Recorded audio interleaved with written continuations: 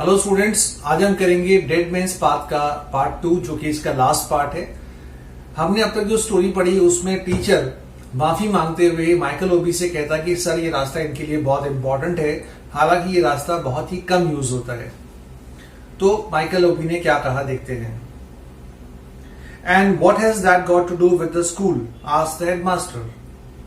तो headmaster Michael Obi ने अपने उस टीचर से पूछा कि इस रास्ते का अपनी स्कूल से क्या लेना देना है, ये लोग गांव वाले इस स्कूल में से होके शमशान क्यों जाते हैं। Well I don't know, replied the other with a shrug of the shoulders. Shrug यानी कंधे उचकाना।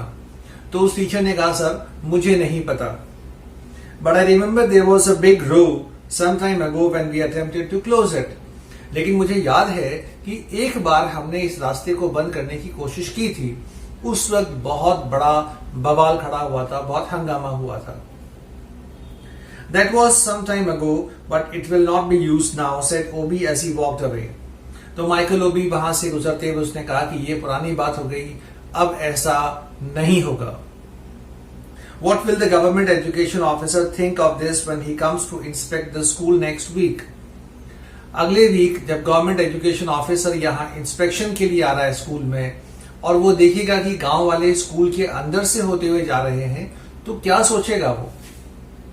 The villagers might for all I know decide to use the classroom for a pagan ritual during the inspection. Pagan ritual यानी मूर्ति पूजा। तो उसने कहा ऐसा ना हो कि एजुकेशन ऑफिसर यहां जब आए उस वक्त गांव वाले अपनी स्कूल के किसी क्लासरूम में ही पूजा करने के लिए इकट्ठा हो जाए, तो क्या इंप्रेशन जाएगा स्कूल का। ऐसा नहीं होने दूंगा मैं। Heavy sticks were planted closely across the path at the two places where it entered and left the school premises. तो वो रास्ता जहां से स्कूल में आता था गांव से होते हुए, और जहां से स्कूल के बाहर निकलता था शमशान की ओर, दोनों तरफ बहुत बड़ी बड़ी लकड़ी की बल्लियां लगा दी गई, रास्ते को रोक दिया गया। These were further strengthened with barbed wire. और इनको और मजबूती देने के लिए कटीले तार उसमें बांध दिए गए थे। 3 days later, the village priest of any गांव का नाम है और priest यानी पुजारी, called on the headmaster. He was an old man and walked with a slight stoop यानी झुका हुआ। 3 दिन के बाद एनी गांव का पुजारी हेडमास्टर ओबी से मिलने आया। वो एक बूढ़ा आदमी था और हल्का सा झुका हुआ था। He carried a stout walking stick, which he usually tapped on the floor by way of emphasis each time he made a new point in his argument. उस बुजुर्ग पुजारी के हाथ में एक छड़ी थी, और जब भी वो अपनी बात को जोर देने की कोशिश करता था तो वो छड़ी को जमीन पे पटक के बात करता था। ऐसा ही है, ऐसा ही होगा, इस तरीके से उसका स्टाइल था। I have heard, he said after the usual exchange of cordialities. Exchange of cordialities मतलब सलाम नमस्ते जो उन्होंने आपस में किया, अभिवादन किया, उसके बाद उस पुजारी ने कहा कि मैंने सुना है that our ancestral footpath has recently been closed. Ancestral यानी पैतृक, पूर्वजों का। उसने कहा कि मैंने सुना है कि हमारे पूर्वजों का जो रास्ता है उसे बंद कर दिया गया है। Yes, replied Mr. Obi, we cannot allow people to make a highway of our school compound. उसने कहा बिल्कुल सही सुना आपने, हम अपनी स्कूल परिसर को लोगों के लिए हाईवे नहीं बना सकते। सही सुना आपने। Look here, my son, said the priest, bringing down his walking stick. This path was here before you were born and before your father was born. तो उस बुजुर्ग पुजारी ने लकड़ी को जमीन पे मारते हुए कहा कि देखो, ये रास्ता तब से यहां पे है जब तुम पैदा भी नहीं हुए थे। तुम तो छोड़ो, जब तुम्हारे पिताजी भी पैदा नहीं हुए थे तब से हम गांव वाले इस रास्ते का इस्तेमाल कर रहे हैं। अब जो लाइन पढ़ूंगा वो इंपॉर्टेंट है, देखिए गांव वाले क्या सोचते थे। तो पुजारी ने कहा the whole life of this village depends on it. पूरे गांव का जीवन इस रास्ते पे आधारित है, निर्भर है। Our dead relatives depart by it and our ancestors visit us by it. उसने कहा कि हमारे जो पूर्वज मर चुके हैं उनकी आत्माएं शमशान से हमारे गांव में इसी रास्ते से आती है। But the most important it is the path of children coming in to be born. और सबसे इंपॉर्टेंट ये कि जो बच्चे पैदा होने वाले होते हैं उनकी आत्माएं भी यही इसी रास्ते से होके गांव में आती है, तब बच्चे पैदा होते हैं। सोचिए क्या लोगों की सोच थी उस समय। Mister Obi listen with a satisfied smile on his face. Obi उसकी बातें संतुष्टि के साथ मुस्कुराते हुए सुनता रहा। The whole purpose of our school, he said finally, is to eradicate मतलब जड़ से खत्म करना, उन्मूलन करना, just such beliefs as that। उसने कहा फाइनली माइकल ओबी ने सारी बात सुनने के बाद कि हमारी स्कूल का बेसिकली मूल मकसद ही यही है कि इस तरह की पुरानी दकियानूसी बातों को हम जड़ से खत्म कर दें। इस तरह के अंधविश्वास को हम गांव से हटा देना चाहते हैं शिक्षा के माध्यम से। Dead men do not require footpaths. The whole idea is just fantastic. मरे हुए लोगों को किसी रास्ते की जरूरत नहीं होती है, वो मर चुके होते हैं। और आपका ये विचार बिल्कुल ही काल्पनिक है। Our duty is to teach your children to laugh at such ideas. और हम शिक्षकों का यही कर्तव्य है कि हम आपके बच्चों को, गांव के बच्चों को ऐसी ही शिक्षा दें कि वो ऐसे पुराने काल्पनिक विचारों का मजाक उड़ाए।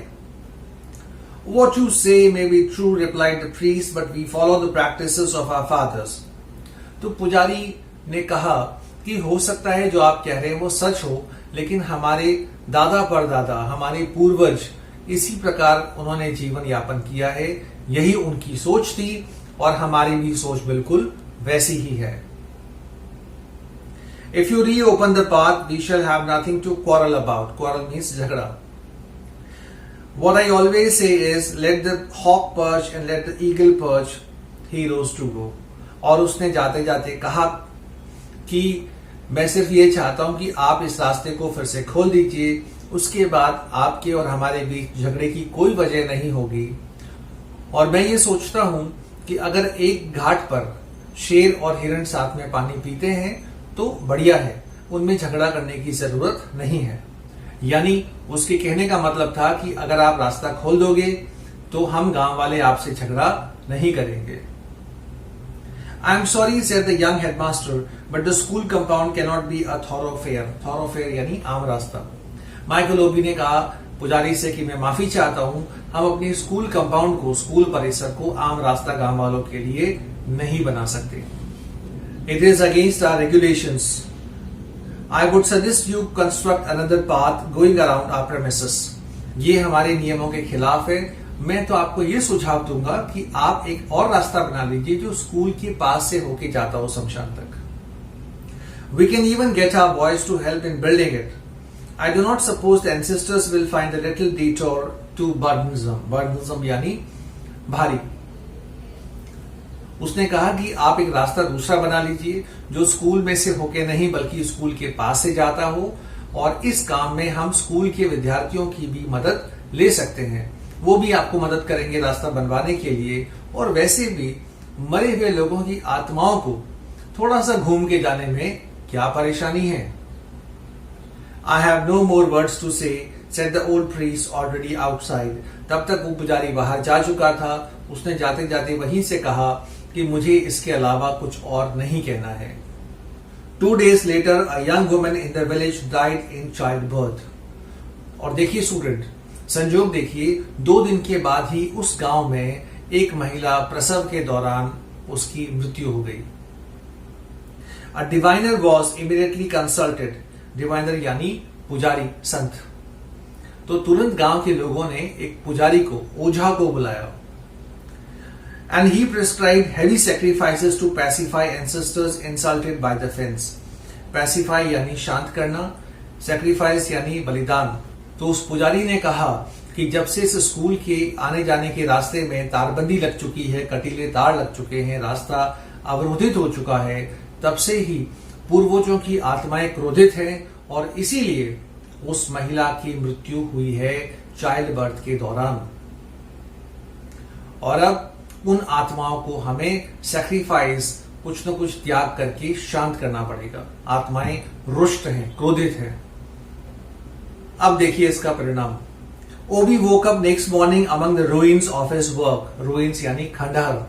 अगले दिन माइकल ओबी जब उठा तो उसने देखा कि पूरा सब जगह का जो दृश्य है वो खंडहर में तब्दील हो चुका है, बदल चुका है। The beautiful hedges were torn up not just near the path but right around the school. The flowers trampled to death and one of the school buildings pulled down. क्या दृश्य था वहां पे, सारे बगीचे को रौंद दिया गया है, झाड़ियों और फूल की क्यारियों को तोड़ दिया गया है, सारे पौधों को। न सिर्फ ये बल्कि स्कूल की एक हिस्से को, स्कूल बिल्डिंग के हिस्से को भी गिरा दिया गया था। That day the white supervisor came to inspect. White supervisor यानी अंग्रेज सुपरवाइजर, जो मिशन अथॉरिटीज का व्यक्ति था, एजुकेशन ऑफिसर। उसी दिन एक अंग्रेज एजुकेशन ऑफिसर वहां स्कूल का इंस्पेक्शन करने पहुंचा and wrote a nasty report on the state of premises but more seriously about the tribal war situation developing between the school and the village, arising in part from the misguided zeal of the new headmaster. zeal यानी उमंग, उत्साह। और उस white headmaster ने एक बहुत ही गंदी report तैयार की स्कूल के विकास को लेकर। उसने लिखा कि स्कूल में बिल्कुल विकास नहीं हुआ है और यहाँ स्कूल और गांव वालों के बीच में एक ट्राइबल, एक जनजाति युद्ध की स्थिति पैदा हो चुकी है। और वो पैदा होने का सिर्फ और सिर्फ एक कारण है, वो है इस नए हेडमास्टर की जिद, इसके मॉडर्न आइडियाज, इसका जोशीलापन। तो स्टूडेंट, ये हुआ हमारा lesson complete. I am sure आपको लेसन समझ में आया होगा। छोटा और इंटरेस्टिंग लेसन है। अपने व्यूज शेयर करना ना भूलें ताकि मुझे मालूम चलता रहे कि आप लोगों को लेसन समझ में आ रहा है। That is it for today. Thank you very much. God bless.